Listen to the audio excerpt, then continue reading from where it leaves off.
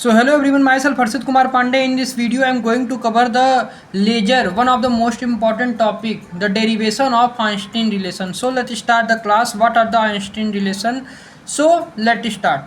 So if we talk about the ledger working and principle I am discussing in my previous video. Go and watch the video which are available in the playlist of optical communication.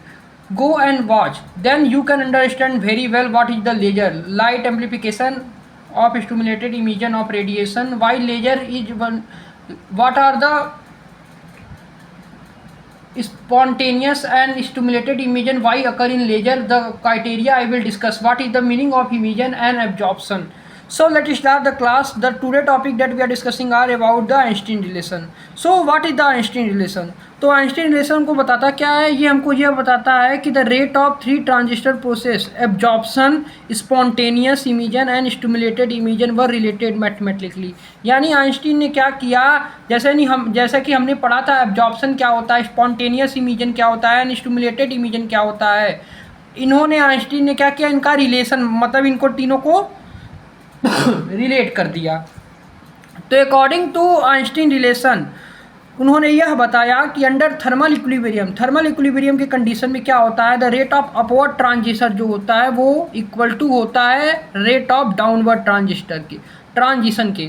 यानी Einstein relation से हम यह कह सकते हैं कि उन्होंने under thermal equilibrium condition में हमको यह बताया कि the rate of upward transition must be equal to the rate of downward transition. तो कैसे इसको हम डिराइव करेंगे, तो जैसा कि हम जानते हैं कि population of the to energy level is of such A system is called describe by the Boltzmann statics. यानी हम इसके पॉपुलेशन को बोल्ट्जमैन स्टैटिक्स से डिफाइन कर सकते हैं, जो कि n1/n2 का रेशियो होता है, जिसकी वैल्यू इक्वल टू होती है g1 exponentially -E1/kT upon G2 exponentially -E2/kT। यानी अगर हम G1/G2 का रेशियो निकालते हैं तो यहाँ पर इसकी वैल्यू आती है G1/G2 equal to exponentially E2 -E1/kT। यानी G1/G2 एक्सपोनेंशियली E2 -E1 को हम HF बोलते हैं, यानी HF/kT। तो इसको इक्वेशन नंबर 1 मान लीजिए।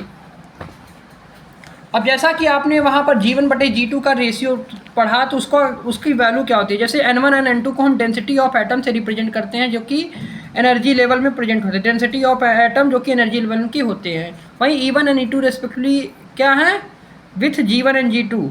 अगर हम ये क्या है एनर्जी के लेवल है, ठीक है। अगर हम अपवर्ड ट्रांजिस्टर के रेट को लिखें तो वो होता है R12, यानी 1 से 2 पर आया तो इसकी वैल्यू हो गई N1 रो एफ B12, जहाँ पर B12 आइंस्टीन कोफिशिएंट है एंड रो एफ जो है वो स्पेक्ट्रल बैंडविड्थ है।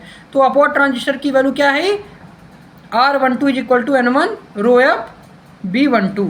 उसी तरह rate of spontaneous emission, spontaneous downward transition क्या होता है, क्योंकि देखिए स्पॉन्टेनियस इमिजन जो है वो नेचुरली अकरिंग होता है, तो यहाँ पर कोई भी कांस्टेंट नहीं आएगा, इसकी वैल्यू हो जाएगी N2A21।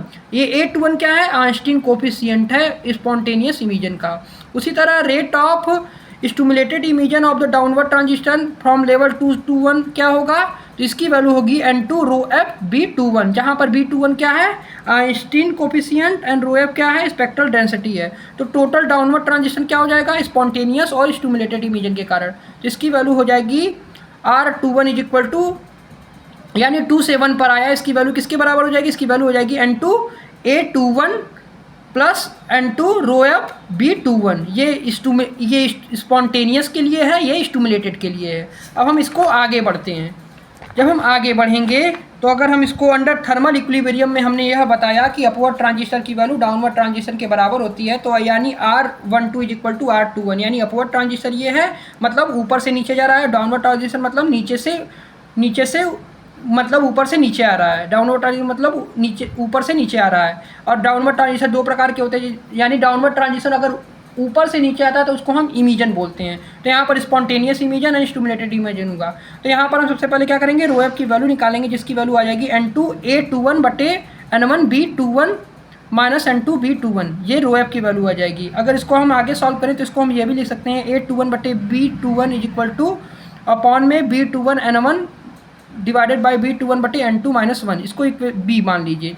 On substituting the value of equation A into B, the rho F की वैल्यू क्या आ जाएगी so on substituting equation A and B, जब आप इक्वेशन ये था आपका ए, इसमें अगर आप b की वैल्यू को सब्स्टिट्यूट करते हैं, b की वैल्यू हमने क्या निकाला, a21 बटे b21 का रेशियो अपॉन में b21 n1 plus b21 n2 minus 1, इसको सब्स्टिट्यूट करेंगे तो यहाँ से रो एफ की वैल्यू क्या आ जाएगी, a21 बटे b21 अपॉन में g1 b12 g2 b21 exponentially HF upon KT minus 1 आ जाएगा।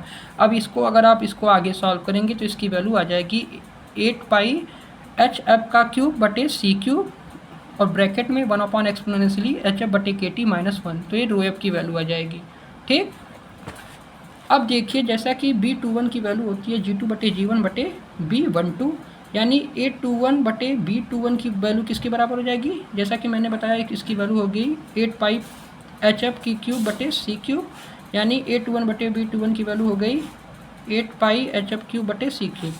सो when the degeneration of the two level are equal, यानी जब G1 की वैल्यू G2 के बराबर हो जाएगी तो उस कंडीशन में क्या होगा, उस कंडीशन में the rate of spontaneous emission to the splitted emission का रेट जो है वो बराबर हो जाएगा। तो उस कंडीशन में अगर इनका हम रेशियो निकालते हैं स्पॉन्टेनियस इमिजन रेट बटे स्टिमुलेटेड इमिजन रेट बटे स्पॉन्टेनियस इमिजन रेट, तो इसकी वैल्यू आ जाती है B21 बटे रो एफ बटे A21, यानी इसकी वैल्यू किसके बराबर आ जाएगी, 1 अपॉन एक्सपोनेंशियली HF बटे KT। अब इसी पर बेस्ड एक क्वेश्चन है, यानी यहाँ पर आपको लेमडा दिया है तो यहाँ से फ्रीक्वेंसी फाइंड कर लेंगे और इस पर वैल्यू को 1 अपॉन एक्सपोनेंशियल HF बटे KT माइनस 1 पर रखेंगे तो यहाँ पर एक्सपोनेंशियल की वैल्यू आ जाएगी -28.8, यानी 3.1 into 10 to the power -1 second. ठीक, तो इसकी वैल्यू हो जाएगी 3.1 इंटू 10 टू द पावर -15 आएगी इसकी वैल्यू। तो मिलते हैं नेक्स्ट वीडियो में, तब तक के लिए good bye, thanks for watching this video. तो ये था आइंस्टीन रिलेशन का डेरिवेशन ऑफ क्लोजर डायोड।